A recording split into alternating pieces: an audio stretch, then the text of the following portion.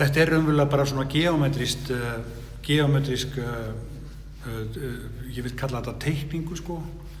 og svona þrívíð teikning, ja margvíð teikning, að lögin raunverulega bara þessi stóri ferningur,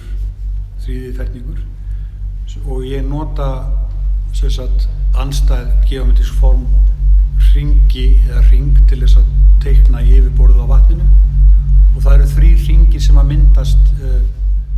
á yfirborðinu og blandast síðan saman og varpast út í veggina. Þessar tíðni sem að ég að nota hérna 3,5 rið eru raunverulega tíðni sem að heilin að vinna á, eða sko já, heila starfsemin í þegar þú þegar þú ferð yfir sko drauma ástand raunverulega, þú ert sofandi og þá fer starfsemin eða heilin inn í þetta svona mest svona skapandi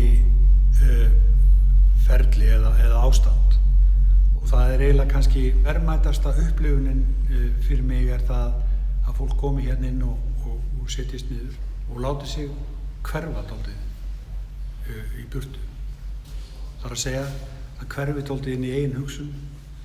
og láti og gefi sig á vald eigin sko hugmyndum og hugsunum, að því að